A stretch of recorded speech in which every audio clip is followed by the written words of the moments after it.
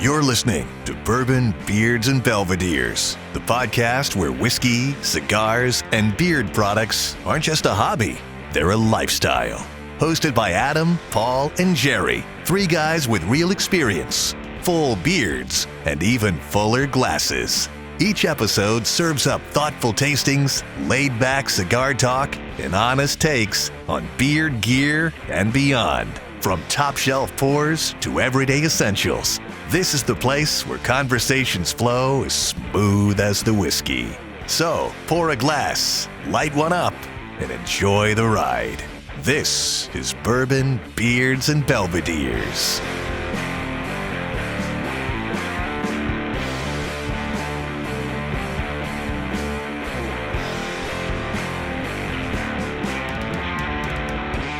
Welcome to Bourbon, Beards, and Belvederes. I'm Jerry. And I'm Paul. And Adam is out sick tonight, but me and Paul are coming to you with our New Year's Special.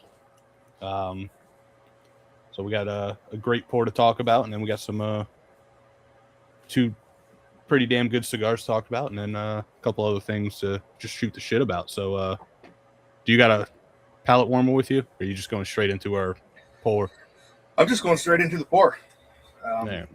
Looking forward to talking about this one. This is a bottle I picked up for the theme of the show. Actually couldn't find it. Had to jump around to a couple different stores to find it, which kind of was surprising, but I guess it's not considered technically allocated, but so, once a year release, so a little bit harder to find, I guess. Want to say I paid about $95, $92, something like that. Well worth it, though. I've just telling Jerry before we started recording, I sent out a couple samples and gave the guys samples, but I've had a few pours out of this in the last month or so since I've had it, about halfway down this bottle. It's a great sipper. It is the Barrel New Year 2026. Perfect for this show as we're rounding out the end of another year. This one is a annual limited edition blend by Barrel Craft Spirits, coming in at 55.15 ABV. It is a blend of, looks like 7 whiskeys, ranging from 5 to 16 years. They are blended, sourced bourbons from Indiana, Kentucky, Tennessee, which are the normals, but then they also have some liquid from Wyoming, Maryland, New York, and Ohio. So yeah, seven sources of bourbon to go into this one. According to AI, we're supposed to expect notes of ripe peaches, rainier cherries, tart apple, Meyer lemon, very specific on the actual fruit. The actual fruit.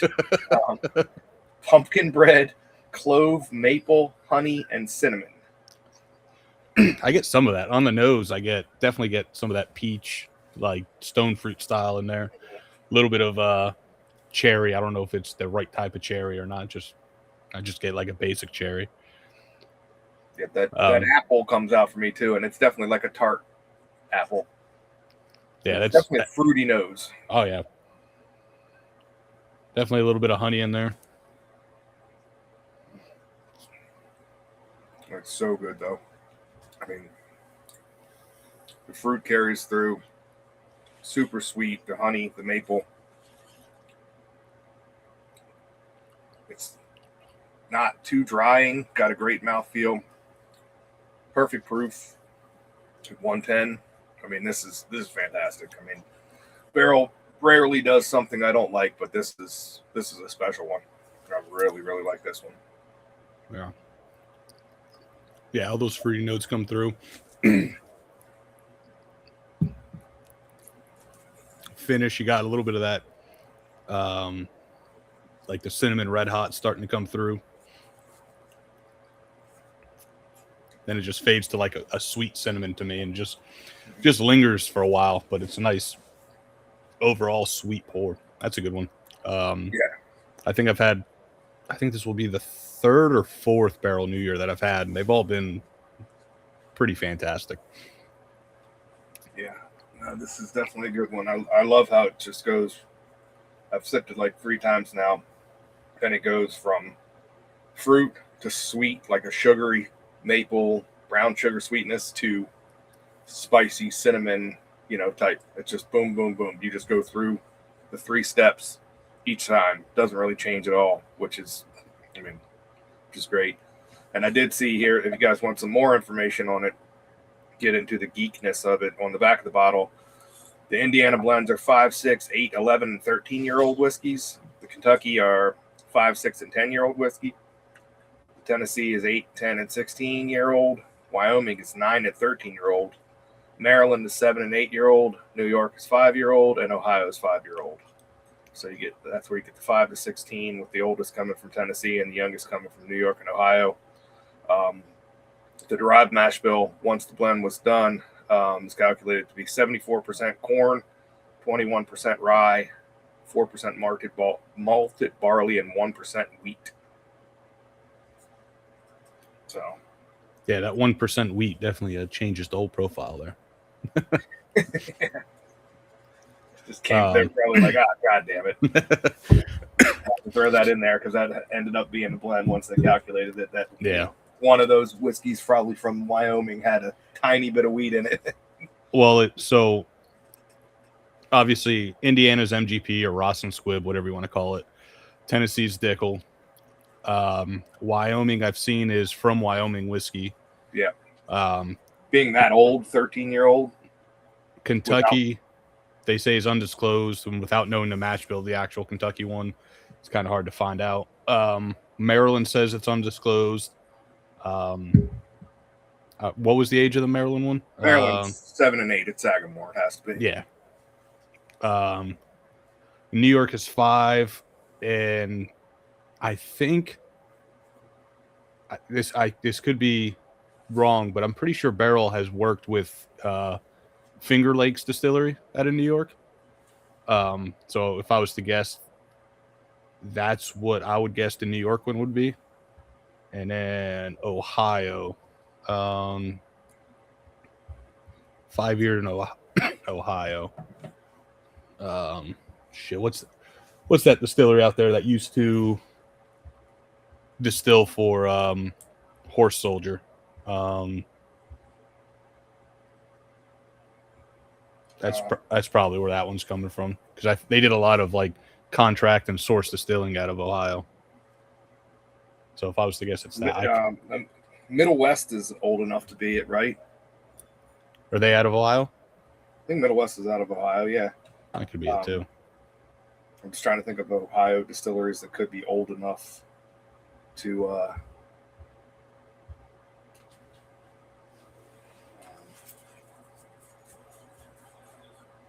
Yeah, that's the only one I kind of think of. Is I'm sure we're missing probably one.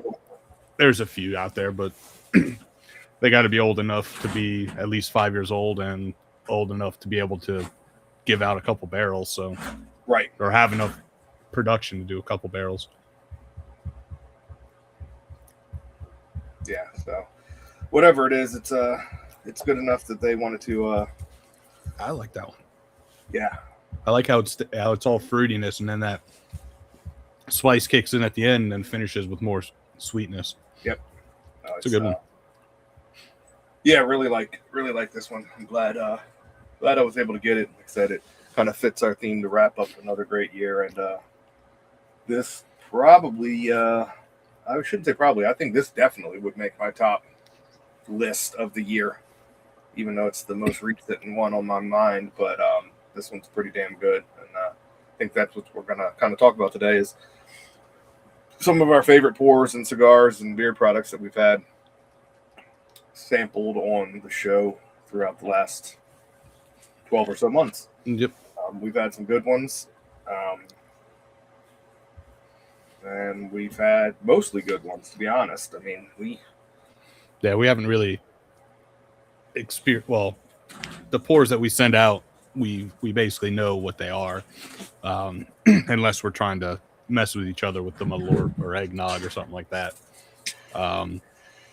Beard products, obviously, we don't test them out really before we send them out to each other, but at least we pay attention to the ingredients, and as long as it's decent ingredients, the oil itself isn't going to be bad for the most part. Cigars are another one. We rarely test them out beforehand. If we do send them out and we've had them before, it's typically as we smoke them ourselves outside of the show. So it's not like we're testing them and just only getting good stuff on here. It's just we've gotten lucky and we're not really looking to get bad shit on here. We have to drink them or smoke them. Yeah. A lot of the pours we share are bottles that we just. This one I specifically bought for the theme of the show being a New Year's themed bottle, but most of the time it's just us grabbing bottles that we come across and deciding, oh, this is great. Let me share this with some buddies, and then we talk about it on the show. So we do have that one episode that we've talked about since almost day one for bad pours, the Total Wine Shootout with their Total Wine exclusive bottles. Yeah. the sourced and certified or whatever they're called. Mm-hmm. Yeah, that'll be a fun one to talk about, but probably not a good one on the palate. But I definitely think that will be a good one to definitely do. So yeah. So I guess I'll start with one of my favorite pours of the since we're drinking the barrel. So one of my favorites that I'm hoping is not, well, I hope it's on Paul's, but I'm hoping he didn't pick this one, was the EJ Curley single barrel I sent out. I think that was season 1. That one I picked up a couple years back when I was in Kentucky with Adam and a couple of our buddies. I met the owner, but I was too drunk after doing about 5 distillery tours to actually realize who I was talking to. But tried it at the bar, ended up picking up a bottle. I thought it was great. I'm pretty sure it's rumored to come from Wild Turkey. It's some off-brand Wild Turkey or off-profile Wild Turkey. I sent samples to the guys, and I had like 3 pours left, so I had to hide that for myself to make sure I had a pour on the show. But that one was one that stood out, and unfortunately, I can't get it here in Florida, but I can get it on Seal Box. I just trying to get past all the holiday shipping stuff that taken forever for stuff to ship before I grab another one. Yeah, no, that was definitely a good one. One that stood out to me when I was trying to think back and looking around at some of these bottles I have in front of me, and was the I think I sent you guys 2 samples at the beginning of the year. I want to say it was a while back from the Pursuit series. I went to a tasting at a local liquor store, and they had a couple of them on the counter to taste, and the one that stuck out to me was Pursuit 68, which was the Maryland Straight Rye. Yep, I had that one too. That one was, I think I still have like 1 sip left of that one. That was a good one. Like, I kind of just kept it so I remembered that it was number 68. That way, if I did somehow come across it, I would remember it. But I know that's not going to happen. They're probably all gone by now. But that one was a fantastic pour. Yep.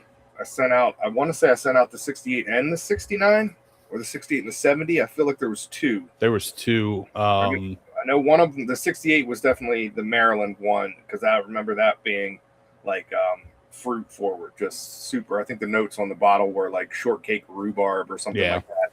The other one was like the Andes. Yeah, mint. it's the Andes mint. I can't remember. That was either 69 or 70, or maybe 67. It was either 67 or 70. It was one off from. Yeah, I don't think Pursuit has even updated their website yet past like series 58 or something. So you're gonna have to trust Google to look at those. But I know 68 was the fruit bomb one that we all liked a lot, and then kind of runner up to what I sent out was that Andes mint one. I think Adam didn't really like that one too much, but me and you liked it a lot. Yeah. I'm a big fan of the chocolate mint combo coming through on a whiskey. So, most of the Pursuit stuff is pretty damn good, but those were 2 very good ones, that, especially that 68 that stuck out to me. So that was definitely one of the ones that topped my list for the year. Yeah, I think that's one of the reasons that I started leaning more towards rye. Is I like finding mint in the the pours. I don't want it overpowering, but I want it there along with some other things, which I started finding out, and that one was a good one. I just had Pursuit United episode, or 2 episodes is what I wrote down. I couldn't remember which one was which. I remember one was that Maryland, the other one was that Andy's Mint, but I couldn't remember which number was each one. But yeah, both those were fantastic. And then keeping along with the rye, the Dad's Hat single barrel from Take. I think that was on our Super Bowl episode at the beginning of the year, or it was one of the side-by-side episodes. I just had it up.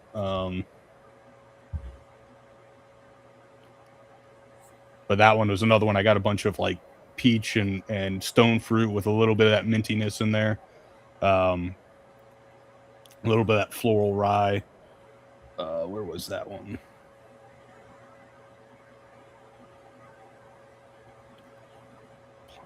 Was that our... Yeah, that was our Super Bowl episode that we put up against the Planters with Ozark whiskey, which was another great one. Mm-hmm. Both those had similar profiles. Obviously, one being a rye, one being an American whiskey or Ozark whiskey. The Dad's Hat had, like I said, the stone fruit with a little bit of that rye spice, a little bit of that mintiness. That Planters to me was like a little bit grapey, a little bit stone fruitish. It almost reminded me of like what you would think a summer pour would be. Like there was freshness throughout it, fresh floral, not like that earthy floral that you get from some ryes. It was like that freshness, bright fruit, bright citrusy notes in that one. So both those, that was a fun episode to drink, I'll say. I don't remember. I'd have to look on the notes to see what else we had on that show. Oh, we smoked the Rocky Patel vintage 2020 or 2003 Cameroon, which was a fantastic smoke. That was a great episode. Yeah. Yeah, no, it definitely was. And I'm looking back over the list, just trying to see what other ones jump out to me earlier today. And I remember, I don't remember much about this one, except I remember I really like it. And I was looking around to see if I still had the bottle, because I'm pretty sure I sent you guys samples and I couldn't find it. So I must have finished it. So that tells you I must have liked it. But it was the Sealbox 8-year-old single barrel. I had that too. That might, I was looking through the list and putting it together. That Sealbox 8-year could be top 5 for the pours we had on the show for me. Mm-hmm. I remember all of us really liking it. I remember being blown away by it, because I think I got it in one of those Sealbox like case deals where like you buy 3, get 3 type of deal. And I remember really, really liking it and send it to you guys. And I'm pretty sure everybody really liked it. But I was trying to remember what we liked about it and some tasting notes. And I just, for the life of me, I couldn't. I just remember everybody really liking it. And I remember being blown away by it. And I just, yeah, it's one of those where I remember loving it, but I don't remember why. Trying to see if I have any notes on it. No. Or at least not on my phone. Yeah, we got to do a better job of keeping notes of why we like it, so we don't have to go back and listen. Yeah, right. But yeah, I put that one down too. I remember liking that one a lot. Then again, most of the stuff Sealbox puts out under their own label has been pretty good. Some of their finished stuff, they do some Amberana stuff, they do some honey stuff. It's hit or miss, obviously, with everybody. I'm not a big honey finish fan, but just their like normal 8, 10, 9 years, the single barrels they put out, they're all pretty fantastic. Our Whiskey Society did I think a 10-year single barrel that was pretty phenomenal too. So, yeah, no, that definitely a good one. Look forward to future blends of theirs as they get some older stuff going as well. But steel box, yeah, you can't go wrong. If they're picking a single barrel, it's usually going to be pretty fantastic. yeah, they got some good stock for what they have. Here we go. I don't know why my camera keeps auto-focusing off, not me. What else? One of my this might be in my top 5 for this year in general. Pours. I know it wasn't, you liked it, but I don't think it was that high on your list. Was the RD1 Sister Cities, the French Oak and Mizunara finish. Mm-hmm. I think that proof point at 101 proof was like the perfect spot. It had the perfect amount of French oak influence with a little bit of that Mizunara sandalwood notes that you typically get off it. I think it blended really well together. That one I was a big fan of. I've already picked up a backup, and I'm probably going to have to go pick up another backup for, what are they, like $65, $60, something like that? Yep. They're supposed to be a limited release. I don't know how many is limited, but I know Barry, when I was at RD1 this summer, he said only there was only select states that were getting them. Florida was one of them, which I was happy to hear.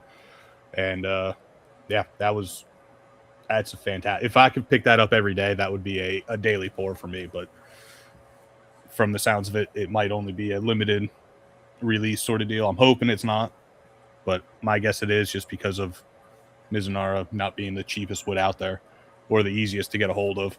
But hopefully they'll be able to find some more and keep that going, because I would drink that all day, every day if it was widely available. Yeah, I wasn't as high of a fan of it as you were.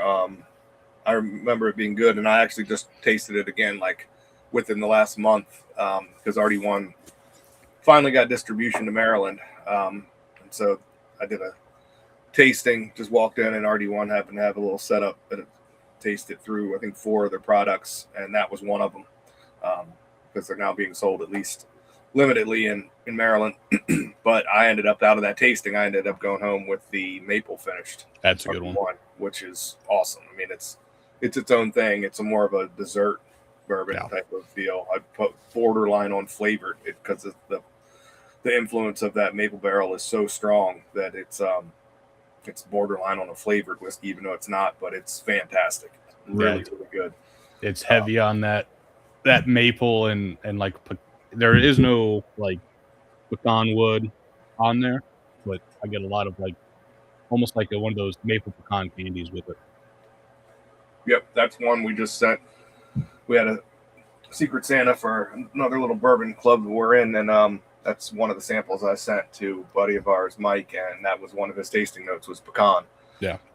And tasting it blind, even though there's nothing in there should give you pecan really, but that wood and maple barrel influence definitely puts out some delicious, sweet, perfect notes for this time of year. Kind of gives you that winter time whiskey vibe. So I definitely like that one, even though I don't think we've had it on the show. I think I sent you guys samples. You might even have a bottle, so we have that here soon. But that was a good one. But another one for me that we had this right in the beginning of the year, looking back at the notes, because I had it written down, but I looked back, it might have been one of the first ones we had of the year, was the Bacta 1928. Yeah. Which is a very kind of unique blend of rye whiskey, apple brandy, and Armagnac. So it's its own category, essentially. But I just remember that one being just so like apple custard pie, just so unique, so different. I've had a couple of the different things from vodka none of the crazy expensive ones, but some of the, the more reasonably priced ones, because they got some ones that have such old vintages of Armagnac and stuff that they're finding that the prices are just, they're not crazy. They're just very expensive, but they're priced for what is in them. Haven't had a chance to try the big ones yet, but a couple of the more attainable bottles I've had, and I'm loving everything they've done. I think this might have been the first bottle I had of anything from vodka, and sent the guys some samples, and I really liked it. I remember really liking it, and I still have a little bit upstairs.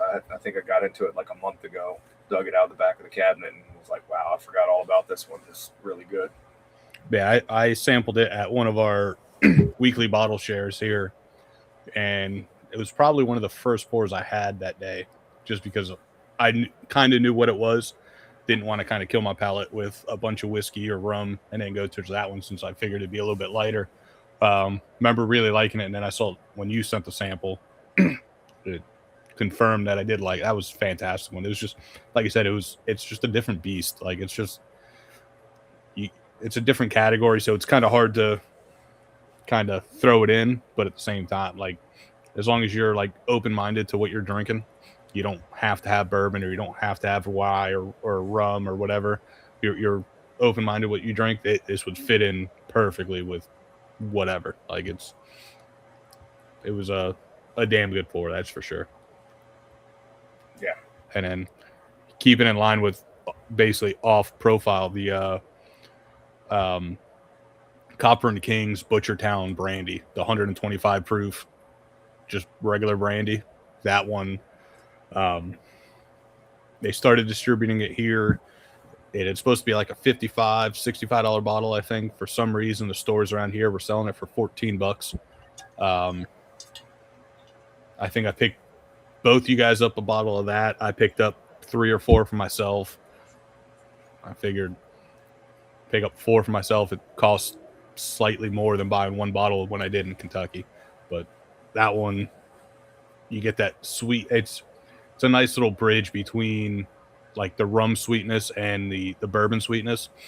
You get that little grape sweetness in there, and then the 125 proof definitely helps pull it back down from being overly sweet and brings in a little bit of spice with the bourbon barrels. And I think they do like part bourbon barrels, some new barrels, and it helps bring some spices into it. It was that's one that I love just going towards. Just don't know what I want to drink.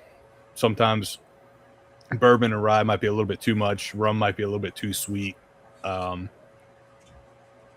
don't want to get all crazy with tequila, so that's one that I'll pull out quite often. Yep. No, that was a good one. And you stealing those bottles for us was fantastic as well. I'm pretty sure I looked the other day on the app. I couldn't find the Butchertown, but they still had that apple brandy for like $13. That's insane. Next time I stop at that store, if they have some, I'm probably just going to grab another bottle or two. Just $30 for these 225 proof brandies that should be $56-$58 somewhere in there. Yeah, I don't know how that. Every once in a while, everybody gets lucky and comes across something that is priced where it shouldn't be. Yeah, I've got some finds that I've came across and have been like, "Ooh, let me get this to the counter as quickly as I can." Yeah. But and the thing is, I asked him, I was like, "Is this like after I picked up a couple bottles for myself?"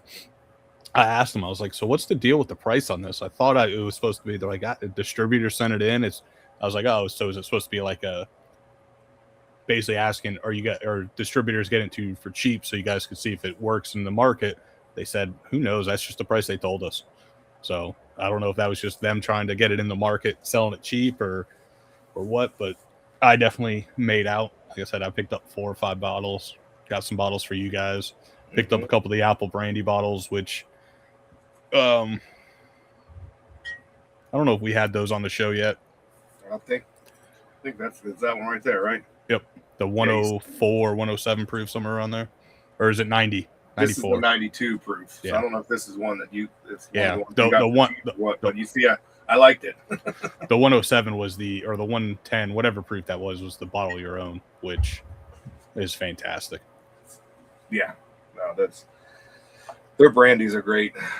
Well, I only have 2 more on my list. I mean, like I said, we could go on and on about all the ones that we've had, but I definitely have the 10th Mountain Sip Society bottle, which was just a great pick by 10th Mountain for a group called Sip Society. And if it's not on your list, Jerry, I'll let you talk about it anyway because you picked it. Yeah.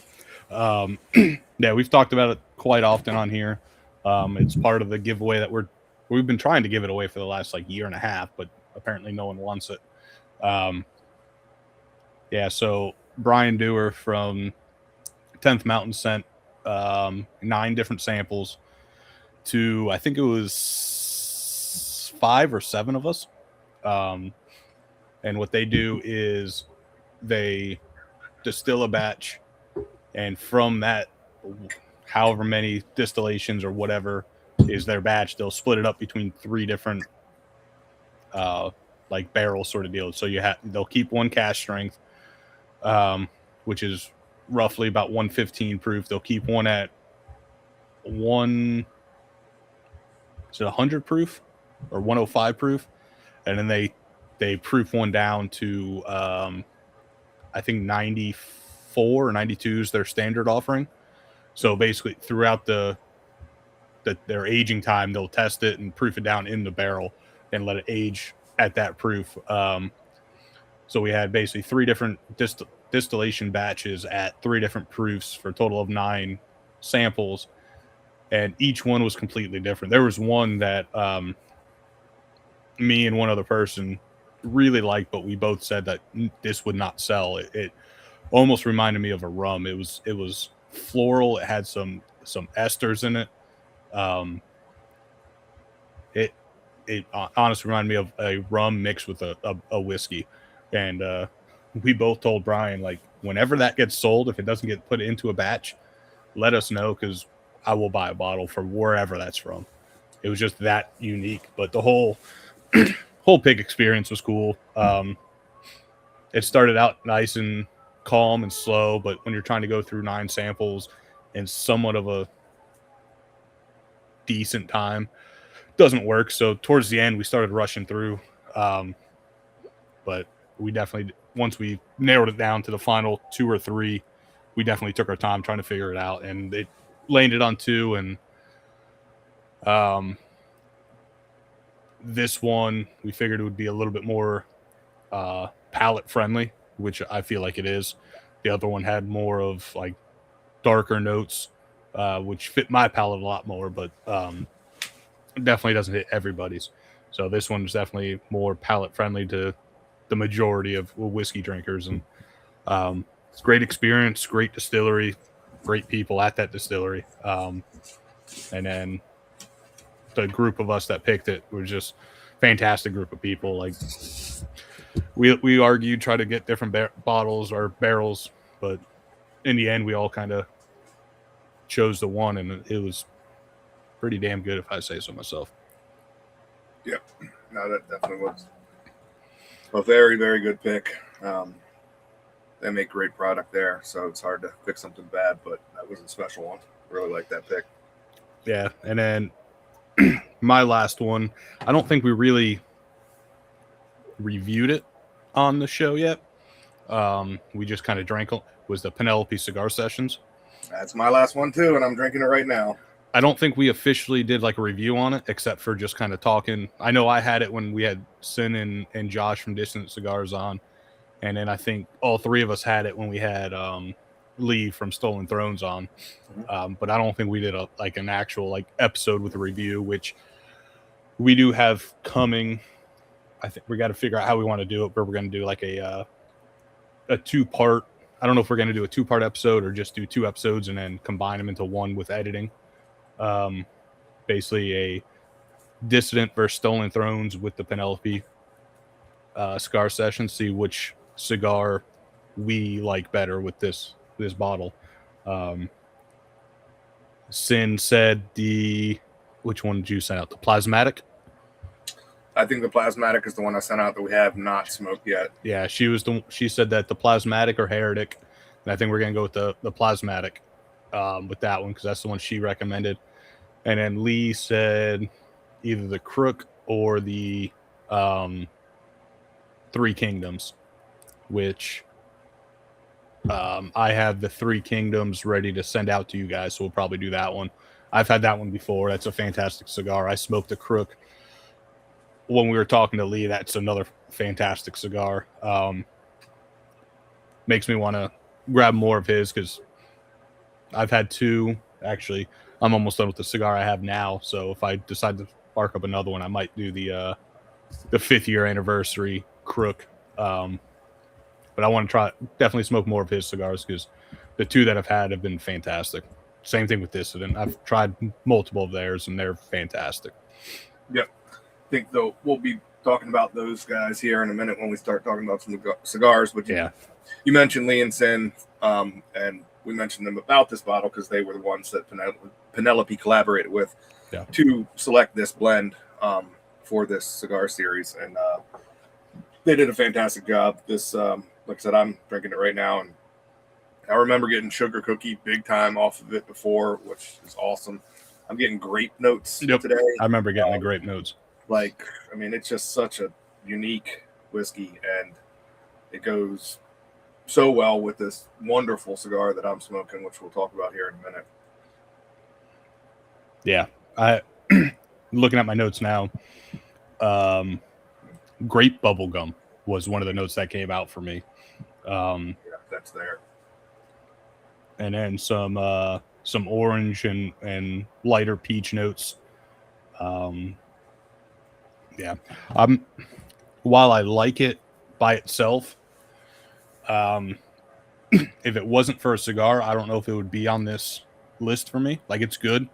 But I think there's other bottles that are just as good, if not better. But you throw a cigar with that bottle, and it's probably one of the best bottles to put with a cigar. Yeah, I still think it probably makes my top, 5 to 8 for the year, just looking back over the list. But with the cigar, it's in the top 2. Yeah. It's going to be hard for me to. Yeah, with a cigar, it changes it. Well, I say drastically, but it's in a good way. Like it brings a finish to it. Yeah. Yeah, it's a perfect pairing. And the cigar I'm smoking right now with some of the notes that I'm getting, it's such a compliment. It's fantastic. So this is definitely a excellent bottle. If you get, it's just such a gorgeous looking bottle too. Yeah. Penelope does such a great job on their labels and their color schemes, but just a great looking bottle as well.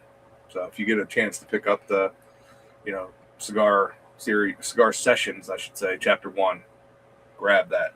Don't think about it, just grab it. Even if you don't smoke, like I said, it's great on its own with the unique, sweetness and fruity notes you get on it. But especially if you enjoy cigars, this is a perfect pairing. Yeah, they both said like a medium cigar goes with it, which I could see, but you get some of these Maduros and a little bit medium plus, maybe full minus, somewhere in that range with a little bit of like those chocolatey cocoa notes, a little bit of spice to it too. Goes great with those like peach and grape bubblegum notes. Kind of helps bring each other back down to one nice pairing. It's fantastic pairing with those. That being said, what are you smoking? So I'm smoking one that we didn't have on the show that I remember, but we've had this brand on the show many times. Yeah.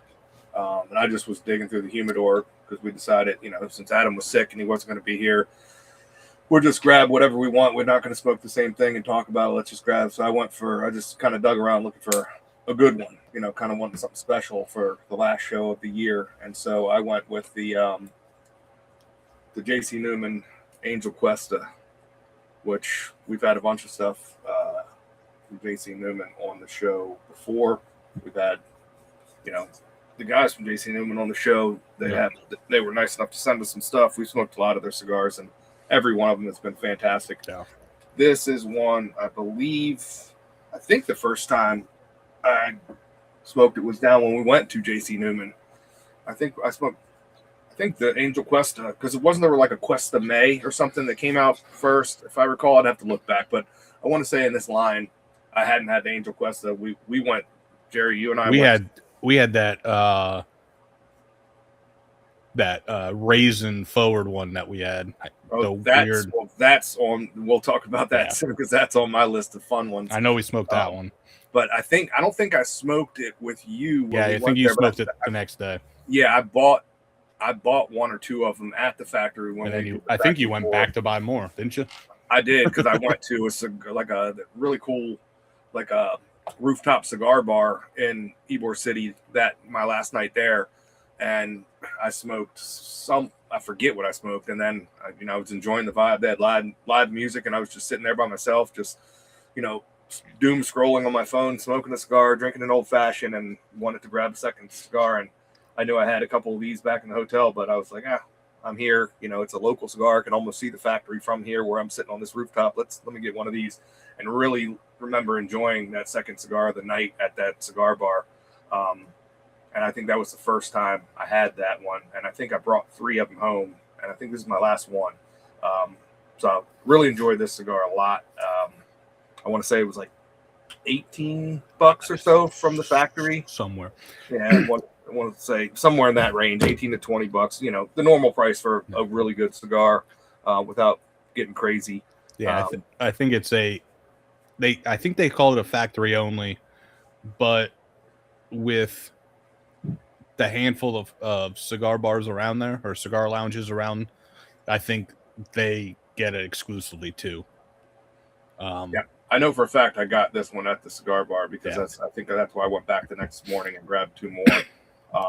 Because I knew this was a factory only, or I didn't know if I could get it through the mail once I got home or whatever. So I wanted to make sure I had a couple of them, and no, I really like it. It's kind of starts out a little peppery and sweet, but then quickly evolves into just woodsy, burnt toast. I keep thinking like burnt pepper. I don't know what that is. But it's it's not like a white pepper, not like a black pepper. It's kind of like, I don't know if you throw pepper in a saucepan or something. I don't know. It's just a weird note that I'm getting. It has like this dark peppery note that's really nice. But yeah, it's overwhelmingly like woodsy, burnt bread. Just really nice. A lot of notes that I like finding in a cigar. And with this Penelope, that sweet, fruity, profile on the Penelope, they just like beautiful pairing. So yeah, I think I smoked that one on the Mizunara shootout that we did, which went well with those pours, since Mizunara typically gives out that woody sandalwood type note. That one being a little bit of a lighter cigar with those woodsy toasty notes, I think went well with all those Mizunara pours. I myself am finishing up a from Lure Cigars. Oh, right there. Now I'm gonna get all. Oh, I didn't. This one's the brownie trout. Their little trout. Brownie trout, little trout. It's an all Nicaraguan blend. Let me pull up the notes that I just had. The wrapper's Nicaraguan Maduro, binders from Esteli, the fillers Esteli, Condega, and Jalapa. It's a 5x52 box press. I think this is a second cigar from Lure. They make great stuff. When I was at the Ybor City Cigar Festival, I met the guy and was talking to him about possibly coming on the show.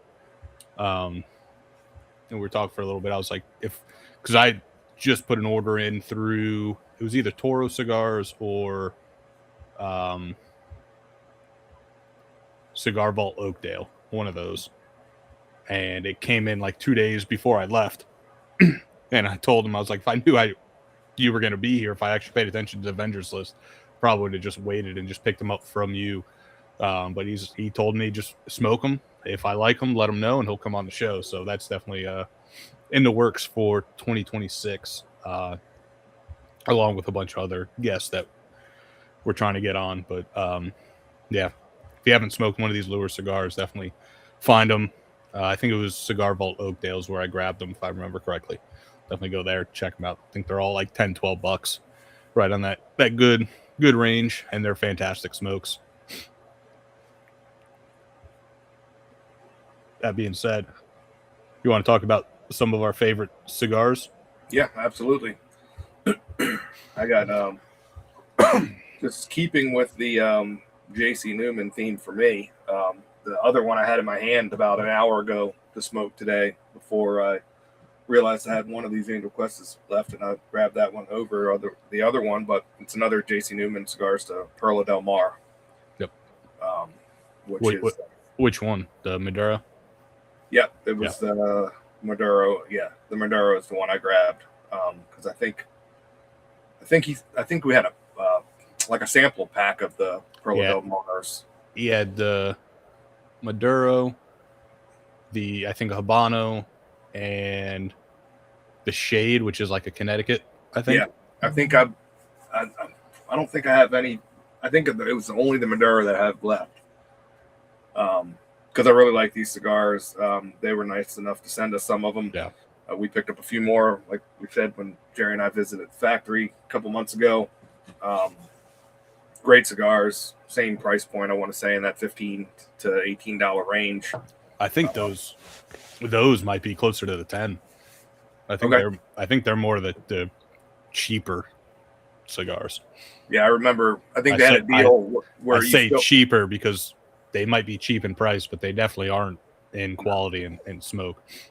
Yeah, I think they had that in the little gift shop they had, or in their humidor gift shop, whatever you want to call it. I think they had like you buy 10 and you get a free box, like wooden take home box, and I needed something to put the cigars in for the plane. So I was like, well, I know I'm at least going to get a handful. Might as well get 10. So I just started grabbing sticks. I wasn't really looking at prices at that point. So, but yeah, no, I definitely. And it's just like going to a distillery. Like it's one of those things. You're at the place. You don't really care about price. You know they're not going to jack you up in price too much. You got to expect that you might be able to find this bottle or this cigar a little bit cheaper somewhere, but you're there. You're the whole experience. Like you're not thinking about prices at that point. Yeah, and just thinking back, even the different varieties, I just remember getting a lot of like same kind of J.C. Newman, the woodsy cedar notes. I want to say with the Perla Del Mar Maduros, I remember getting cocoa notes off of them. Yeah, I remember getting a lot of like chocolatey notes off that one.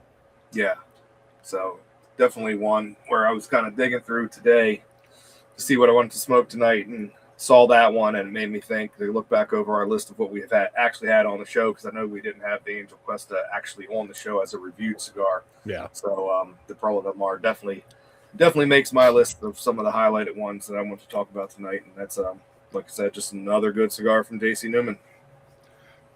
Yeah. Before I go on with this Lure cigar, I know it's called Brownie Trout, like Brown E Trout.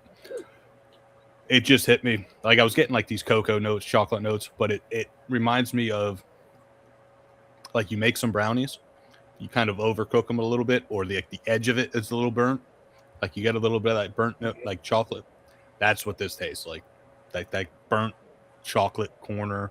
That's the best. That's the best brownie is the corner. Everybody knows that. I was getting like toasty notes and chocolate notes throughout, along with some other stuff. Like there's a good amount of spice in this one, which I was not expecting, which I like. With a lot of red pepper in the back of the throat. But it just hit me. Like that last puff was that corner piece of the brownie, that burnt corner piece of the brownie. I mean, that's the best part when you take like the old crappy pan that you had forever, that 9x13 or whatever. Oh, it's either that corner piece or that middle piece that's still half cooked. That's what I was going to say. You get that old shitty pan that you got from like the supermarket that does not cook evenly, and it crisps those corners so good. I could take a knife and just take that 1-inch picture frame out of that pan and just eat that corner, that whole side corner section. That would be my choice. That's basically what this is giving off. But I'll stick with the J.C. Newman, even though it's not a J.C. Newman, but you could get them at their factory. West Tampa. I had the Circle of Life and the Attic series on my notes. Those are fantastic cigars. Like I said, they're not JC Newman, but they are the only non-JC Newman cigars you could get at JC Newman. We had Rick on. I don't know if it might have been this year. Yeah, it was, because we did the Circle of Life with him right after it got released.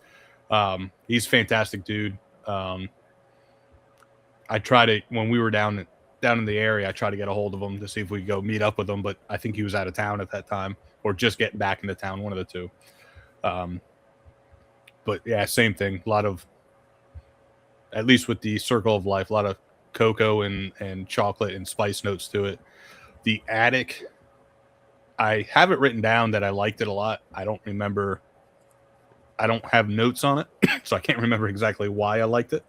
But I do remember liking it a lot and looking to, on the multiple websites that I buy cigars from.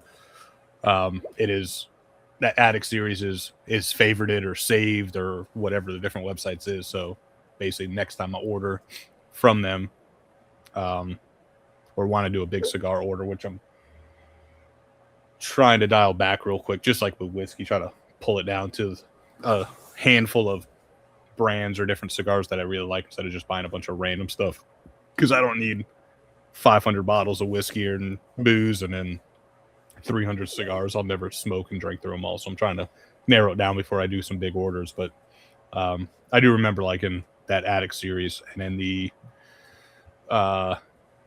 Boliche Boulevard, I think it was. I think that was another good one. I know that one didn't hit as well for me, but it was still up there with a solid cigar. Yep. And I guess for the ones I've written down, I'll finish off the JC Newman fanboy show with the last one on my list from JC Newman, which was kind of a surprise one. It's one that we found at the factory when we were there a couple months ago. It's a weird one, and I forget. I should have looked it up, but I forget what it's called. But they were telling us, because they're odd shaped cigars. They're just that each one of them in the box was a different shape. And they were telling us how they make them. Essentially, once they roll them and they're kind of still wet, they bundle them with some twine in a bundle of however many, 20 or 25, and the shape that they're bundled in makes it so some of them were like I bought one that I sent to Adam, which was almost like perfect triangle. It was like, and that was the weirdest one. And I know he hates like box press and stuff, so I was like, oh yeah, that's a weird one. I'm sending to his ass. And mine was like an oval at the foot, and then it was like this weird. I mean, there's no continuity of shape because they're kind of squeezed together in the bundle, and it's some. They were telling us about it. It's like how they used to do them. You know. Yeah, it's like how.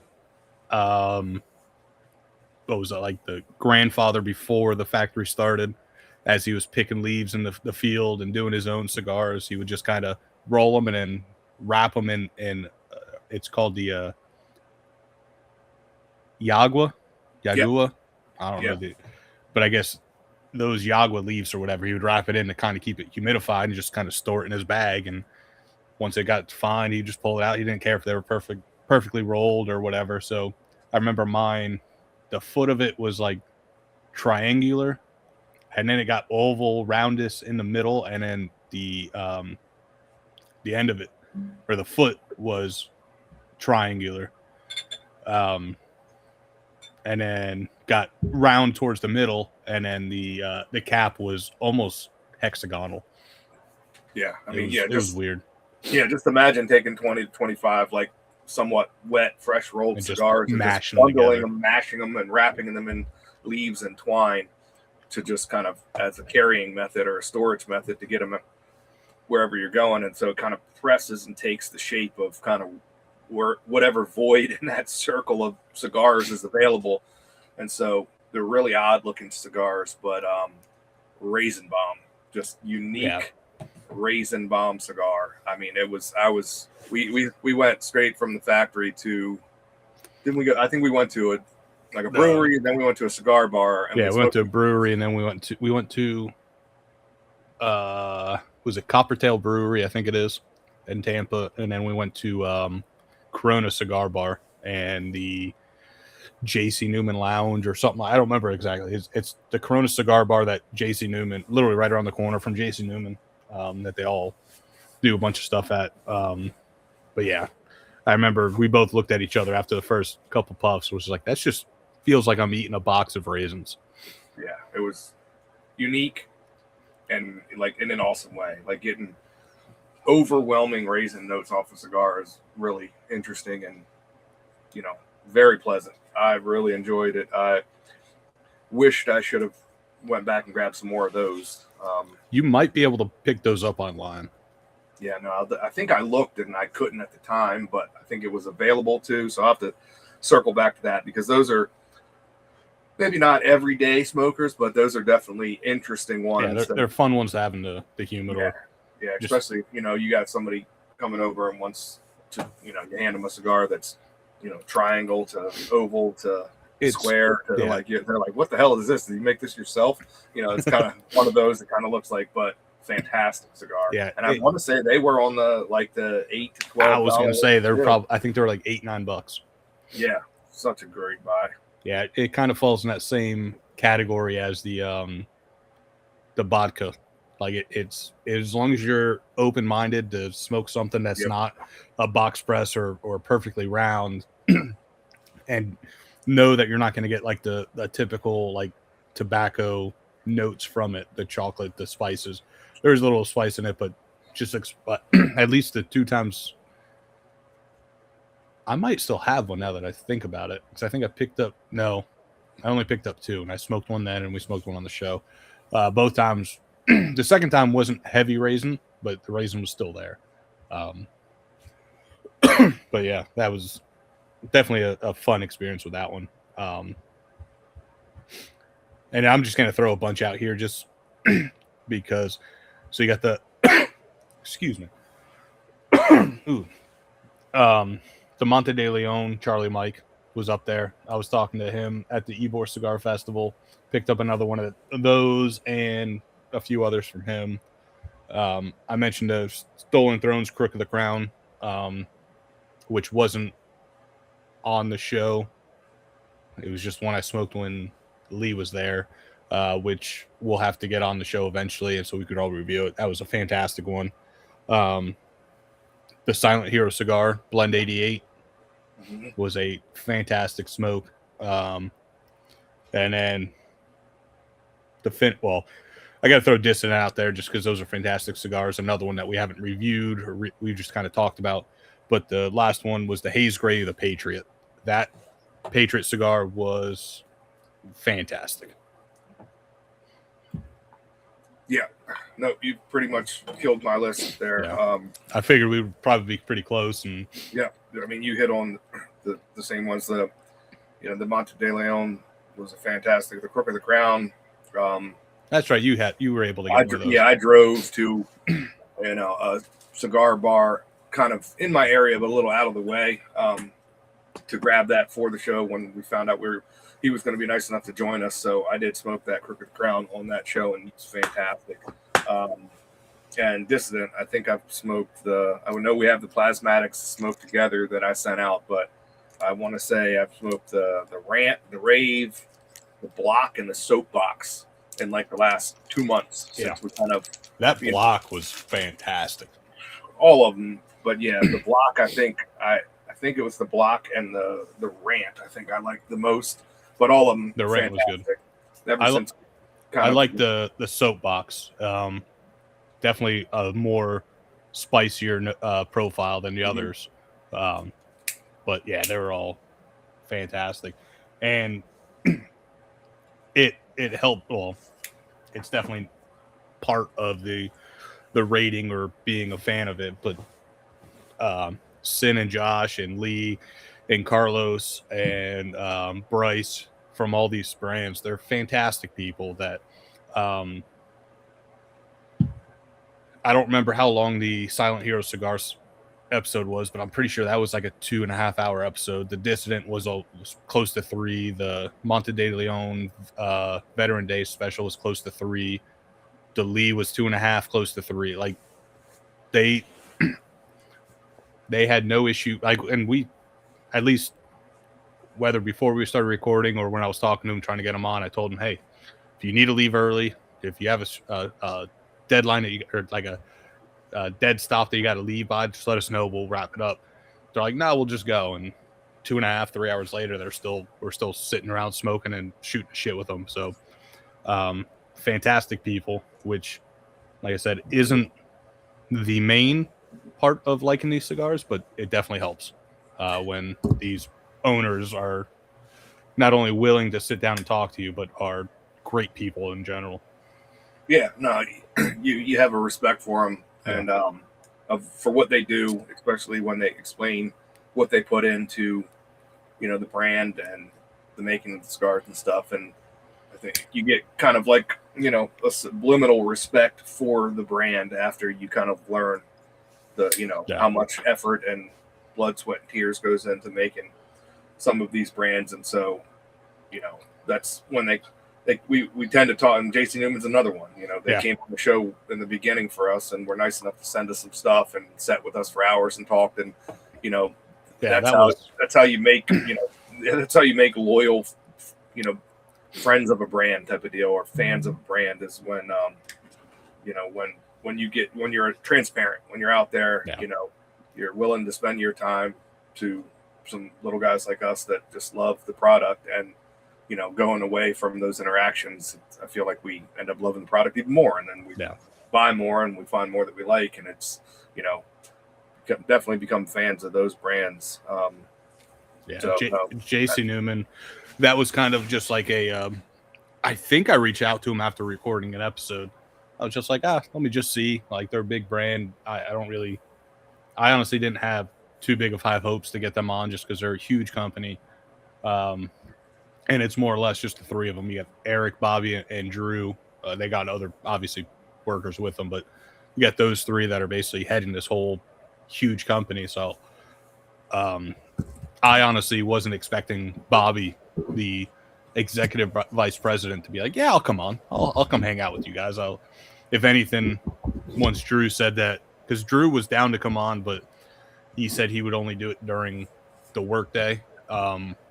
Then I know for the three of us, it'd be hard to kind of find 4 people that have a work day off or that can do a couple hours during the workday. But he's like, yeah, my Uncle Bobby will do it. Okay. That was just kind of like let's see where this happens. And if it happens, it happens. And next thing you know, we're talking to him, and I was like, oh, well, most of the time, these companies, they don't care if they're a huge company like JC Newman or a smaller company like Lee and Stolen Thrones or Dissident. They just want to talk about their brand and their cigars. And all the guests that we've had over the last, what has this been, 3 years now, close to it, if not longer, have been fantastic. They're awesome. Like, there hasn't been one guest that I would not invite back on. When I was at the Ybor Cigar Festival, obviously JC Newman being there, they had a tent, and I saw Bobby, so I kind of just waited around and was talking to him. And obviously he didn't recognize me, but as soon as I mentioned the podcast and whatever, and we started talking, he immediately remembered, and we started shooting the shit there for a couple minutes. And I just basically said, thank you. Like, thanks for everything. Thanks for all the cigars. You didn't have to do that. Thanks for joining us. You honestly could have just told us to fuck off. But you took your time out, hung out with us for a couple hours, sent us a bunch of fantastic cigars, and might not really mean much, but it definitely, or might not seem like it means much, but definitely does. If I wasn't a fan before, I definitely am now, which I've always loved JC Newman cigars. Yeah, exactly. So those were some good ones. I mean, we've had, like I said, we've had many other good ones on this year, but those are kind of the ones that stuck out to me that kind of that I remembered. And then like I said, I glanced back over our little show list to see if anything else popped out to me, and it was kind of more of the same. Those were the ones that I remember that I definitely want to smoke more of those cigars and some other offerings that they have, because I know what they're doing is good quality and good stuff. So hats off to those brands. One thing before we move on, I think we're going to talk about some beer products here in a minute, but I'm just crossing off things on my list. A couple whiskeys I forgot to mention were the Heaven Hill Grain to Glass Bourbon and Rye. That rye was fantastic. Oh, I mean, that was definitely on my list, and I skipped over it when we were kind of moving on to talk about cigars. But both the bourbon and the rye was incredible, and the bourbon. So the Heaven Hill Grain to Glass series from this past year was incredible. If you can still find them anywhere, I think they're $80. If you can find them for $120 and under, I recommend getting them. Both of those were fantastic. That rye was fantastic, though. So didn't want to move on without throwing that out there, because that definitely makes my list for some of the special pours we've had this year. Yeah, that 120 something proof rye was fantastic. Yeah. So, but kind of moving on to beer products, we've had a bunch on this year. I think we're looking at our list right now. We kind of started the year with going with some big brands. I think we made a point to kind of do that because we were going with a lot of smaller brands that we were finding on social media and stuff that we want to try out that we not necessarily have heard of. But we started out with a couple good ones with Wild Willie's, Copper Johns, and Cremo, which are the ones you can find in the supermarket, which, I always kind of looked over those, especially when we started this podcast. We had a couple ones from supermarkets that were crap. And it, tend to find out the big box store ones kind of might skimp and use some different ingredients that probably I don't want anywhere near my face. But we found a couple big brand ones that we did like. So not saying we like them over some of the other ones we'll talk about, but they have their place. They're good. They're good price. They're widely available. You get them on Amazon, Walmart. Go on vacation, suitcase gets lost, you forget your beer product, whatever. Those are great ones you can run out to CVS or food store and pick them up. So it was good to highlight a couple of those like gigantic brands that everyone can find nationwide. But just going off the first one that stood out to me this year, and we had him on the show too, is Baines Blends. Yeah. Jerry can probably speak to that because I think you hung out with him here recently. Yeah, he was also at the Ybor Cigar Festival. So between him and Monte de Leon Cigars was basically the driving factor of me driving 2.5, almost 3 hours to the cigar festival, just so I could hang out with them. Monte de Leon's somewhat local to me. I've met him before. If you've listened to the episode, you knew. But Bain Blends didn't know until a few months before we had him on. Like, just heard about him from, I don't even remember where I heard about him. But the idea of the herb infused oils and whatnot, I thought was pretty cool. Grabbed a sample of it, and of course the one. Well, I didn't grab a sample; it was a full bottle, but sent you guys samples. But of course, the one bottle I picked up, he says, is probably the most herb forward scent that he has, with that lemon bourbon scent profile that I picked up. I've since picked up, let's see, I got 1, 2, 3. I probably have 5 or 6 different scents from him now. But like I said, he was at the Ybor City Cigar Festival, hung out with him a good portion of the time, especially when it started raining. I sat underneath his tent, helped try to bring some people into him. Met some people walking around that had beards and told them about the tent to go check him out. But yeah, he's definitely on the top list of this year. Definitely on my top list of all time for beard oils. And not just beard oils. His beard shampoo and conditioner is fantastic. It's the one I'm currently using. That's fantastic. His hand creams, the eczema hand cream is phenomenal. I'm pretty sure both of you guys have picked it up too.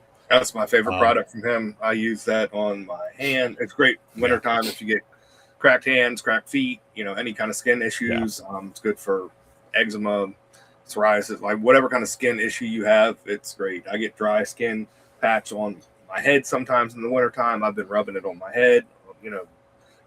knuckles in the wintertime. I've rubbed it on my feet. I mean, it's just great. It's like this beer. It's like this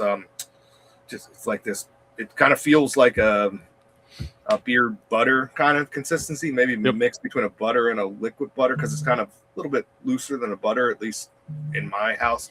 What, temperature based wise, I'm sure it changes, but I mean, it's great. It's like, kind of like a Vaseline consistency, I guess, but it rubs in great. It's not greasy, it's not oily. Once you rub it into your hands or wherever you're going to rub it, I love it, because that's just like beard salve or something, or not hand salve, yeah.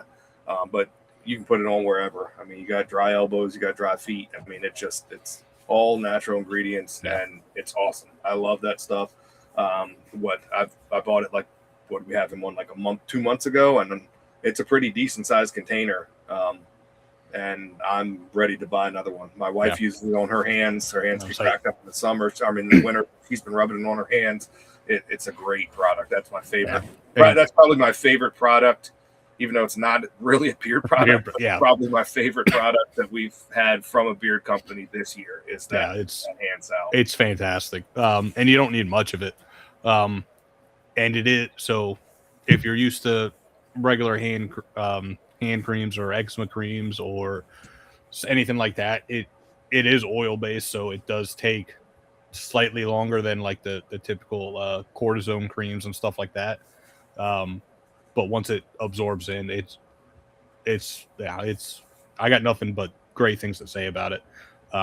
You don't need much of it because it is like an oil base. It does spread through the hands very easily. I probably have half a jar left, but it's just me using it.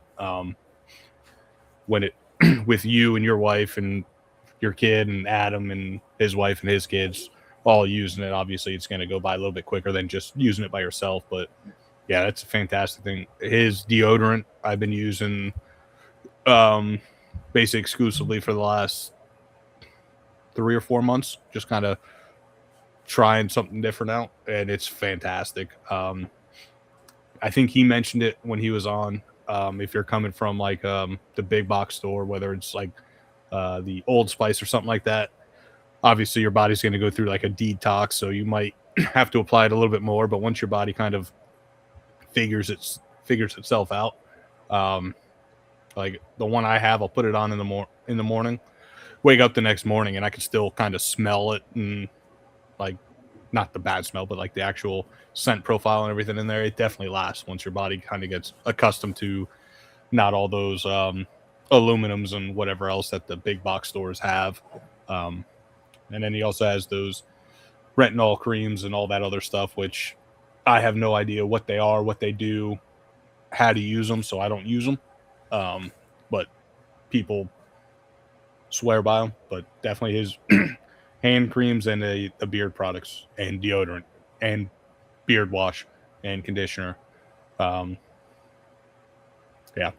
Fantastic company, great guy. He's, like I said, definitely on top of my list. The Beard Apothecary is another one. John and Tanya, great people. They sat with us for close to 3 hours, I think, or at least John did. Tanya had to dip out early because I think she had a flight in the morning, but another company with great beard oils. The scent profiles were great.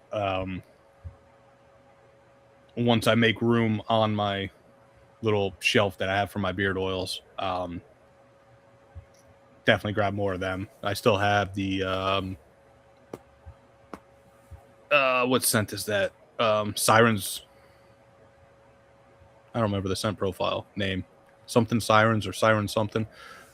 Still have a little bit of that oil and a lot of the balm left. The balm definitely goes a long way. But that's another great company with their oils. They just released the time this comes out, I don't know if it'll still be up, but for Christmas they released their Christmas scents, which sounds fantastic. If you haven't looked at them yet, Paul. Yeah, no, I'll have to definitely check those out. I know this is the time of year I saw that there's a lot of Christmas scents coming out, which tend to be some of my favorite scents. It's hit or miss for me.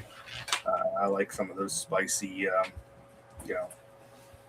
Oh, I like those spicy Christmas scents, Peppermint, but I yeah. don't like the Christmas tree scents, the pine, the fir needles. I don't like those.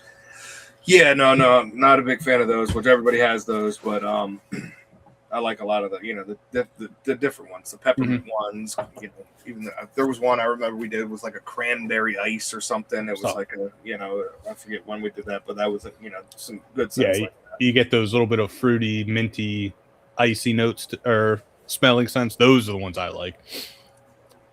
The ones that like you walk into your grandmother's house or someone's grandmother's house on Christmas Day, and you get all those like toasty, fruity cranberry, little bit of minty notes. Those are the ones I like. Now, I know some people like those fir, the pine needles and all that stuff. I'm not a fan of those, but the other ones I am. Yeah. Another one for me was, and I'm pretty sure I have it right because the scent is what I remembered for this one. And I was digging back through and I was trying to find out to make sure I was correct, but I'm almost positive it was my favorite scent of the year, I think, thinking back. And it came from Beach Bum Beards, I believe. And it was the root beer scented oil. I'm pretty sure it came from Beach Bum Beards. But I remember I had a root beer scented oil that smelled like those little root beer barrels. Candies. Yeah, those old school root beer barrel candies. And I couldn't remember if it was from them or from Sunshine State. And I was trying to do some research. It wasn't Sunshine. Sunshine had, I sent you guys that black pumpkin. Okay, that I remember liking that a lot. So I think it might have been from Beach Bum Beards, that root beer oil. Really like that. Went through that real quick. It was just a very different scent. Root beer is, a normal scent, but not necessarily for beard products. And I really liked it. Love root beer. Love that scent.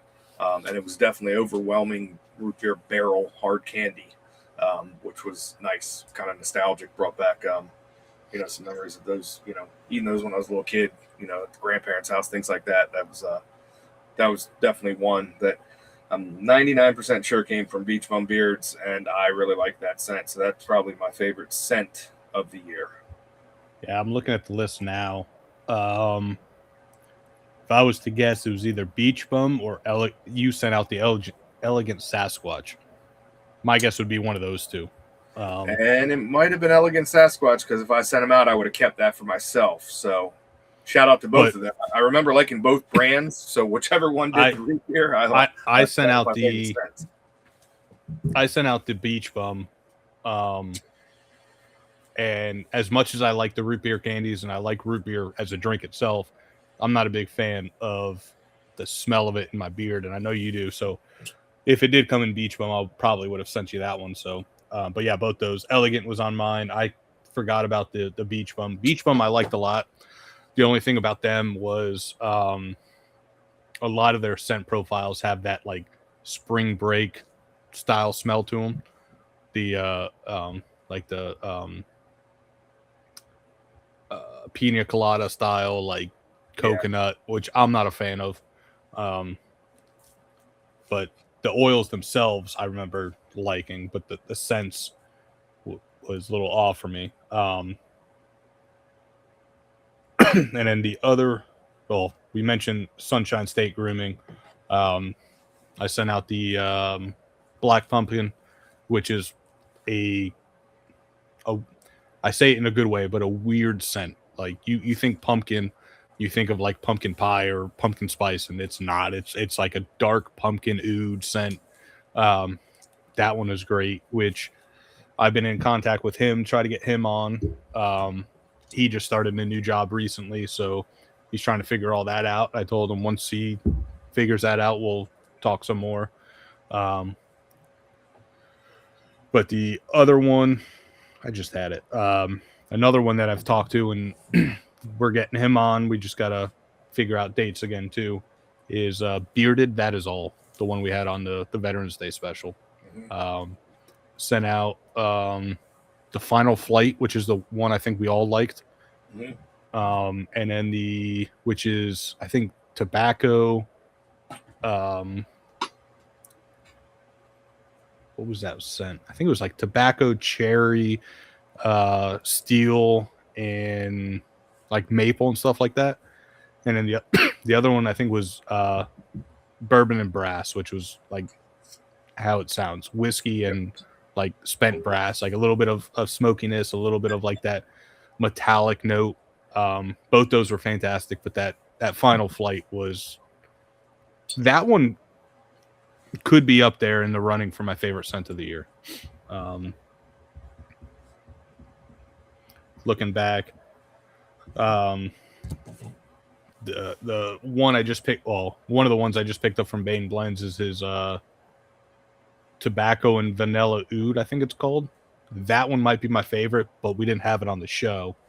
Of the ones we had on the show, that black pumpkin from Sunshine State and the final flight from Bearded That Is All, those might be, trying to think back, but those are definitely top 5 for me for scent profiles. Yeah, and I got one more that was probably my second favorite scent profile, which was another weird one, which was from MF Beards, which was the apple salt one. Yeah. So at the time of this is going to put out, we haven't released that episode yet. So we recorded an episode. The company was MF Beards. I've been in work with, they're probably going to come on at the end of February. And then I'll drop that other episode and we'll keep another banked episode just to have, but I'll drop that one before they come on or after, we'll figure it out. But yeah, so if you hear us talking and trying to be like, I don't remember hearing it, it's because you didn't. It hasn't been released yet. But yeah, that I actually have the MF Beards Bourbon and Honey, or Buzzed, I think it's called, in right now. It's one of those where I love the taste of honey, but I don't like the smell of it. It has like that like dirty earthiness to it. But at the same time, like you mix it with that whiskey they have in, that honey smell sticks around for a little bit and then just becomes like a sweet, like woody note in the beard, which might not be my favorite, but at the same time it's good. It's something different to break up the cologne scents and the typical scents that I use. So it's a little different. But yeah, that Buzzed, I think it's called, is what I have in today. Yeah, no, the one I was talking about was the apple sauced. Yeah, supposedly an apple cinnamon blend. Which that's exactly what it smells like. And it smells like you rubbed applesauce into your beard. It's awesome. Yeah, in the greatest way. It is. It's awesome. It's such a unique, I mean, it's the best foodie scent. Yeah. If you want to call it a foodie scent, that's the best foodie scent out there. Yeah, it's because it doesn't smell like apples and cinnamon. It smells like applesauce. Cinnamon salt or cinnamon like applesauce. When you get those little Mott's cups with the cinnamon already mixed in the applesauce, and you peel that little foil label off, that's what it smells like. It smells like, you just drunkenly ate a Mott's cinnamon applesauce at night and got it all over your beard, and you woke up in the morning and it smells fantastic. Yeah, that was my last my last one that I was keeping for last just because it hasn't been released yet. But that applesauce, it's a weird one because I love apple scents, but I'm not a big foodie scent in the beard, and that's definitely a foodie scent. Like Paul said, it's not like a typical like apple incense or like a dark apple, fresh apple. It is applesauce. And when I do another order through them, they did send us a shit ton of oil, so it's probably going to be a little while before I order from them just because of what they sent. But that's probably going to be in the package when I order. Yeah, no, we'll have to have a full show with them around them because they were kind enough to send us a bunch of samples. I haven't even opened some of them. I've been going through it. The only one I've opened all of them. The only one I didn't try is the coffee one. Mm-hmm. Just because I'm not it's another thing. I love coffee. I love the smell of coffee, but I don't want coffee smell in my beard all day.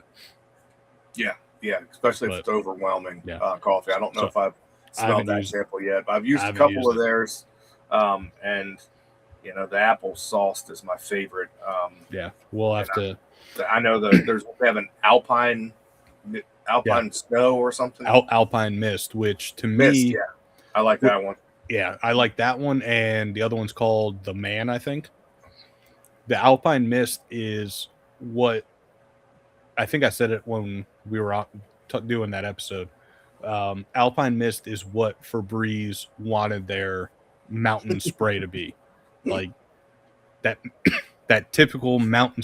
I don't know what it's called, mountain mist or mountains, whatever Febreze has.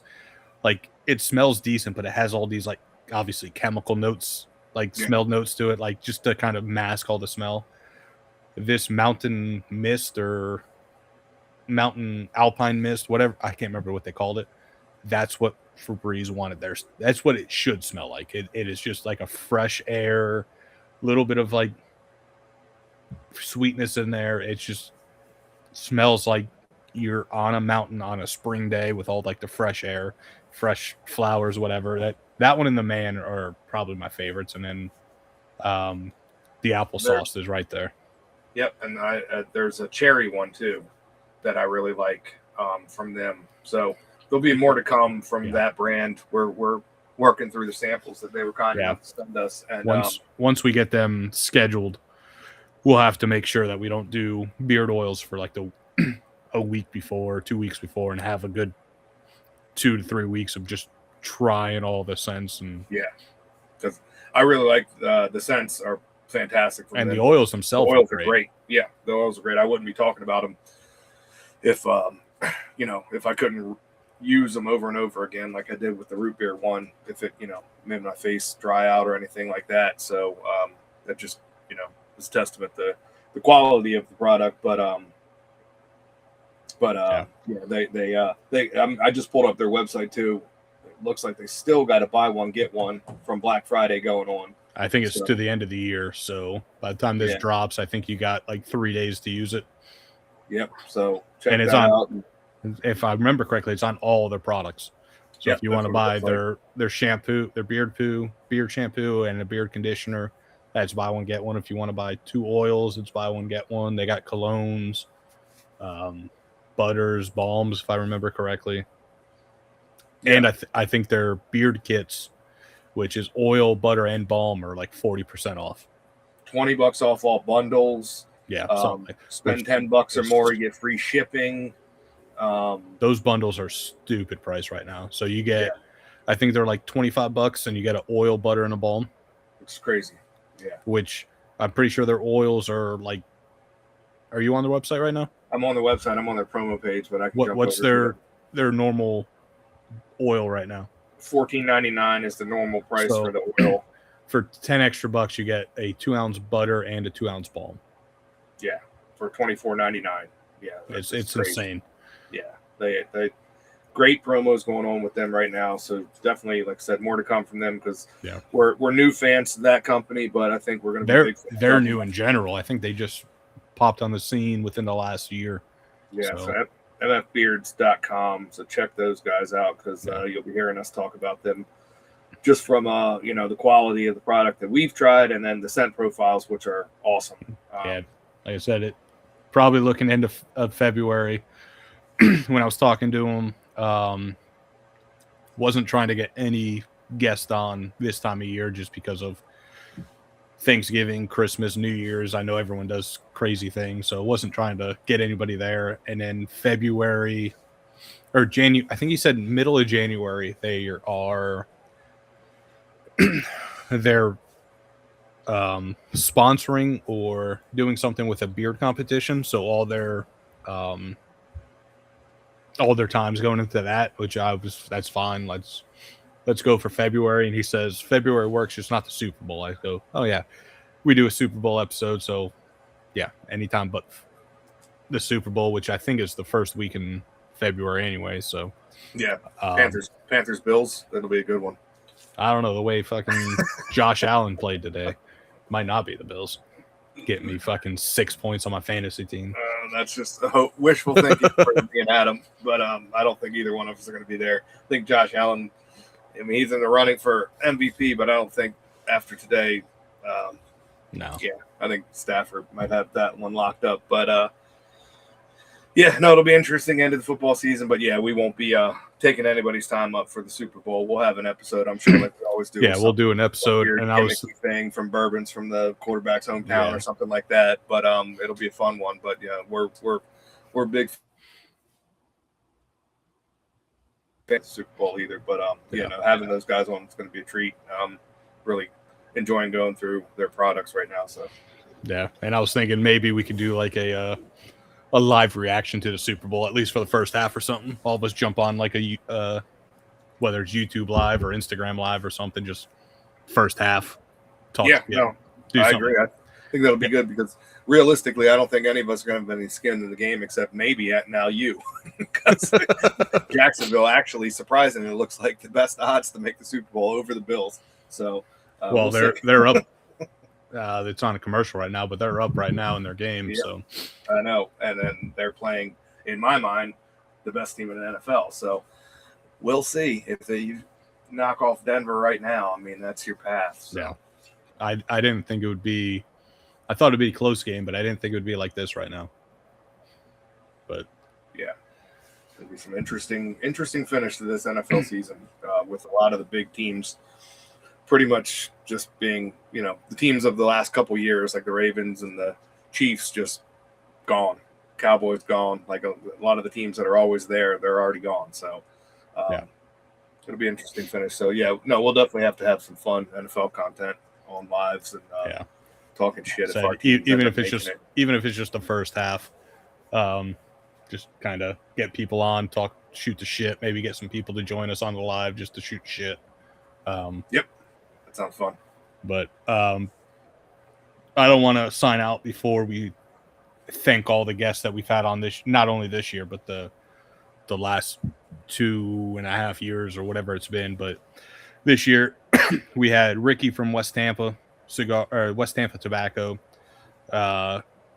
Jay from Bourbon Baggers. I think that was the second time he was on. Second of many. We got to get him back on. Which I am drinking my old fashions out of his little spinny glass right now. There you go. So best glass in the game. So if you're listening and you hear some like scratching sounds, it's because I keep spinning my glass, not realizing that it's right next to my damn mic. But yeah, thanks to those guys. You got Bryce from Silent Hero, Jacob from Baines Blends, Tanya and John Aldi from the Beard Apothecary, Sin and Josh from Dissonant Cigars, Carlos from Monte de Leon Cigars, Ryan from Fire and Flask, which I don't know how we didn't mention him. That was probably my surprise of the year. That Fire and Flask being a year old. Yeah, no, there's no way we should not mention that. Like that, I must have just skipped over that when I was going through the list, but I was blown away by how good that liquid is. I mean, Fire and Flask, look out for them. Such great things to come for them. Yeah. that 1 year old coming out of 5-gallon barrels, and you can't taste the youth. Well, you could see there's a little bit of youthfulness. But you don't really taste the small barrels. You don't really taste a bunch of the other wrong camera. Oops, I hit the wrong camera. This damn camera. I got to figure something out so it doesn't get all non-focused. But yeah, the 1 year old at 5-gallon barrel. I don't taste that typical 5-gallon small barrel in there. There's a little bit of youthfulness, but I think the way that they're blending it is doing a lot because it's a great pour. It's a fantastic pour, and we deserve to talk about that one again because that I was blown away. That was one that honestly that was one of the pours that we had on that when you guys got them on, I was like, all right, we'll see. When I looked it up, I was like, I was the same way. Just looking at 1 year old, brand new, hoping it's good. Hope we don't have to kind of eke our way through the episode saying we're looking for good things to come from you, but no, what they're doing right now is fantastic. It's just getting better. It's award worthy right now, and they're working with Second Sight, which I still haven't had anything from them, but if I come across them, I'm definitely going to try some of their stuff. And then obviously they're working with Neely Family, which we all love and enjoy. Neely making some fantastic stuff over there. And that's one thing we need to correct moving into the next year too, is we haven't really highlighted too many Neely products other than their absinthe, which they're really not even, to my mind, known for. They're more known for their bourbons and ryes, but their absinthe is fantastic, and that's the thing we talk about the most on this show. We need to get either Royce or Becca on the show and really highlight some of their products, because I love everything I've ever had from Neely, and I've had a lot of stuff from Neely, and I need to get you guys more pours from them, and we need to talk about them. Reach out to them and we'll figure something out. Yeah. And then the last guest that we just basically had on was Lee from Stolen Thrones, which I have I've lit up the 5th year anniversary Crook, which is just as good, if not better, than the regular Crook. Just want to big shout out and thank you to all the guests from this past year, and from all the guests, obviously, from the last 2 years or whatever we've been doing this. All the guests have been fantastic, great people. Nothing bad to say about any of them or any of their products. It's been a fun year, fun 2.5 years doing this. Whether people listen to it or not, at least we get to smoke and some great cigars, drink some great whiskey or rum or spirits in general, using finding some awesome beard products. And then when we do get to talk to these people, it's a fun time just hanging out with them for a couple hours. Yeah, absolutely. Everybody that's been willing to come on and give us, their time, which we appreciate. We really appreciate that, and welcome them all to come back. I'm hoping they enjoyed that hour or two that they spent with us as much as we did. So moving forward, hopefully find some new friends and keep the old ones. Yeah. There's I mentioned a few times, there's a couple new guests that working on getting on, and then I've also been trying to work on some older ones to bring back on, just to kind of keep that relationship, because I would love to get Matt from Bay Area back on, just kind of shoot the shit. Yeah, OG of our show. He's willing to come on when we were just first getting started. And not only that, twice. I think he's been on 2 or 3 times.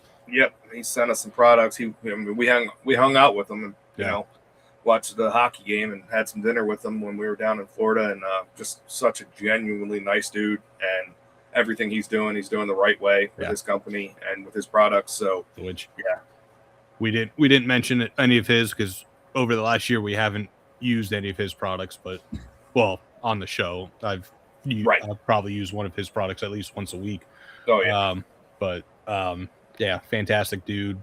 Jay from Bourbon Baggers, which we had on, we'd love to get him back on to talk about how he seems like he's been growing like crazy since the first time. That first time he reached out to us like, hey, do you guys want to check this stuff out? And now he's got the whole website. He's got these glasses, a couple different types of baggers, good stuff there.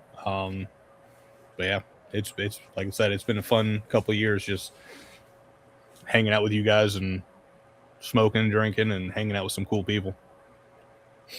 Yeah, absolutely. But with any year, there's the good and the bad. We've had a little bit of bad here recently, and so I think it's only fitting as we end the year the right way with the bad.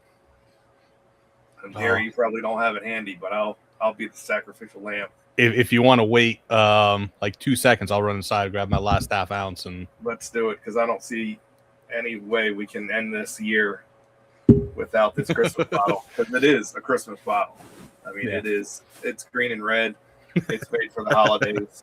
It's herbal in every way, and it is absolute regurgitation in a bottle. But we've we've done it before. I think that's how we should end this show. Yeah, if you give me 2 seconds, I'll edit the little dead space out unless you want to talk about whatever. Go ahead. I'll kind of talk through what we just did with this one. If you guys listen to, if you want to go grab yours, listen to our previous episodes. We've gotten into a little bit of this Jeppson's Malort here lately. I don't know how it came about or why it came about, but if anyone doesn't know what Jeppson's Malort is, it's absolute trash in a bottle. And it's marketed as such. They know what they're selling, and we know what we're buying. It's a kind of a Chicago thing. If you ever go to Chicago and your buddies live there or something, and you go to the bar with them, they're going to try to pour you up a shot of Malort. So you've been warned now, because some people have never heard of it before, and they absolutely get tricked. But nobody likes this stuff. I don't care what anyone says. Nobody likes it. It is a gimmick, and it is awful. It is the best way I can describe it is if somebody dumped like the wet lawn trimmings from a grass, like from a lawnmower bag, into a dumpster, and it rained, and you drunk the puddle underneath that dumpster. That is pretty much the tasting profile on this Jeppson's Malort. My mouth is already watering in a bad way just thinking about pouring this. But we're gluttons for punishment. And we've talked about such good products that we've had this year, such fantastic pours, cigars, and beer products. I find it only fitting to take the good with the bad, and I poured way too much in this fucking glass. I was doing this out of a shot glass before for a reason. I didn't want to taint any of my Glens, and I don't have a shot glass handy, and I did not realize how much I poured, so this is going to hurt. Oh, that is a damn near ounce right there. That's at least an ounce. That's maybe an ounce and a half. I got maybe an ounce left. Some little sample you sent. Once again, half ounce, not an ounce, half ounce. We've said this before. Once again, nose is nothing. I mean, all I smell is the delicious. I get that grapefruit note. Yeah, a little bit of grapefruit, a little bit of herbalness. Nothing bad at all.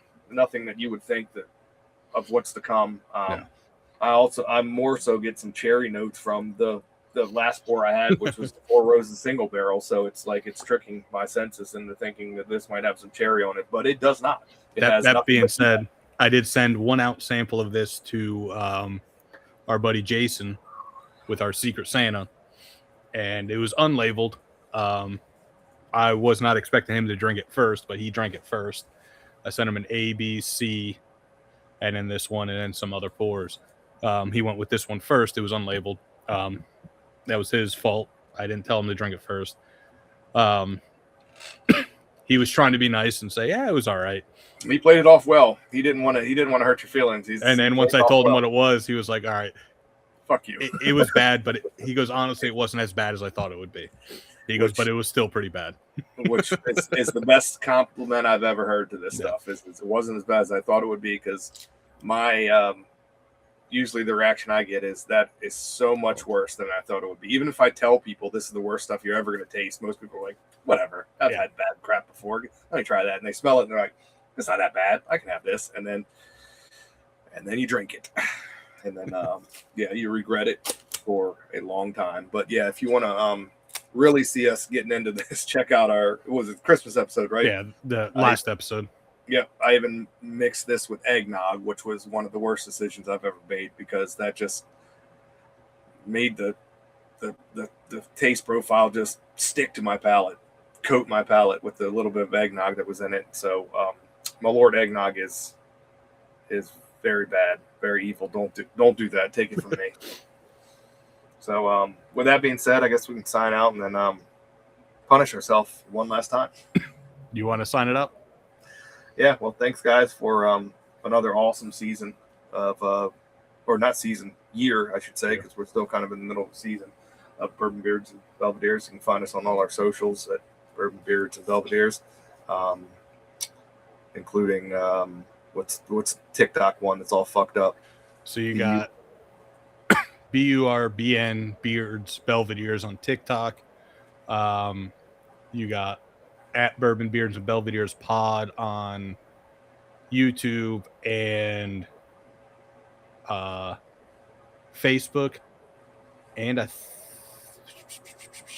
Instagram is Bourbon Beards and Belvederes. There'll be a link on. There should be links on whether it's YouTube or whatever podcast platform. If not, you also have beacons.ai/Bourbon Beards and Belvederes, which will give you all the links to websites. I started when we first started, I started a little app that kept what we were drinking with what we were smoking and the beard product that we used per episode, but I haven't updated that since episode 40, and I think we're on episode 110 right now. So that might not get updated. But yeah, that is all the links there. So yeah. I see you're already struggling to get your words out because you know what's coming. Oh, I do. So cheers, guys. Thanks for listening, and stick with us. More good things to come. We got some good stuff lined up that we're going to do in this coming year. Some good pours, great cigars, and some awesome guests lined up that we're looking forward to. And reach out to us if you want to join us, whether you have a product to talk about or if you just want to hang out. I mean, we're more than that's something else I've been thinking about, just doing the community. People are shooting fireworks off already. I don't know if you guys are hearing it.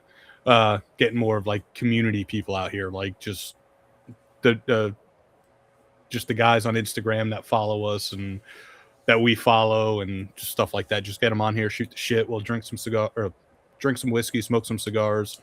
If you got beards and you want to use some beard products, we'll get you some of those too.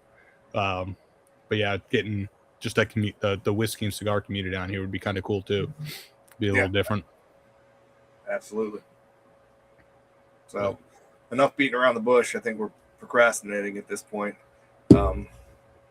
Cheers to 2025. Cheers.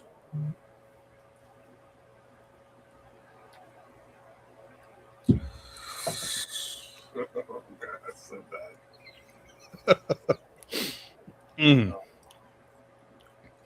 Oh, I can just see, and my face just went all flush red.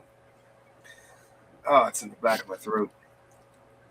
It's so disgustingly herbal. There's no other. It's like the worst herbal notes, and I can't even. God, that's so bad. Why? Oh.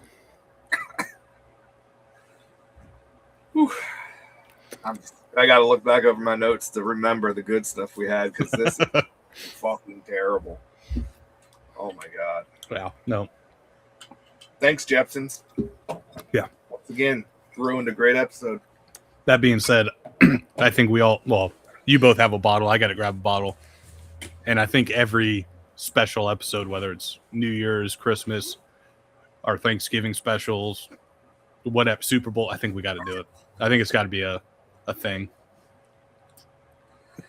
Oh, yeah. No, I think I'm trying not to chase it. Just I had to, which didn't help. I got my old fashioned still. It still didn't help. Damn it. But I think we need to get into a habit of maybe sending a pour of this out as a sign off to some of our guests too. Just get an honest reaction from some unsuspecting people. That would have been. I'm just trying to think of the guest that we had on. We send that to John Aldi with Beard Apothecary. He might have thrown it out his garage or wherever he does his stuff from. He probably would have been pissed off. That would have been a great one. That's what I'm thinking. We can get some good reactions, because usually when we're done recording with some of our guests, we're all feeling pretty loose. So if we can catch somebody off guard, like some of these Chicago natives do with people that come into their town and serve them up this shot without anyone knowing what it is, because surprisingly, there's a lot of people who don't know what this is. I feel like we're in this world where it's a thing, but some people we might get in the cigar world or the beard care world that have never heard of this. That might be. That's going to be our goal for this year. Mm-hmm. So if we have you on this show, if we have you as a guest, whether you're a beard product company, cigar company, whiskey company, or just in the community, and we send you a pour, it is not going to be Malort. That being said, thanks guys for listening to another episode. I got to sign off quick because this shit's just stuck in my mouth again. Good episode. It was fun. Great products up until this bullshit. But until next year. Yeah. Happy New Year. Happy New Year's, everybody. Cheers. Cheers.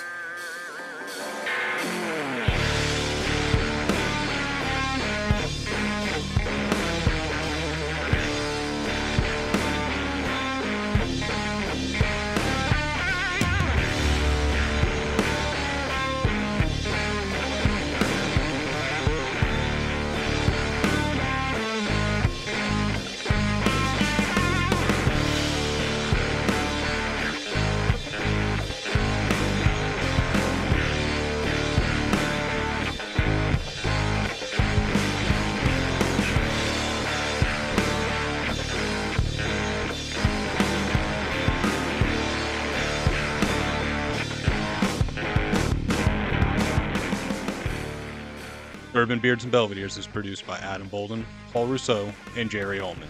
Edited by Jerry Ullman. Music by Ryan Johnson. You can find all of our links on our website at bourbonbeardsandbelvederes.com and at beacons.ai/Bourbon, Beards, and Belvederes. As always, enjoy your bourbon and cigars responsibly. Cheers.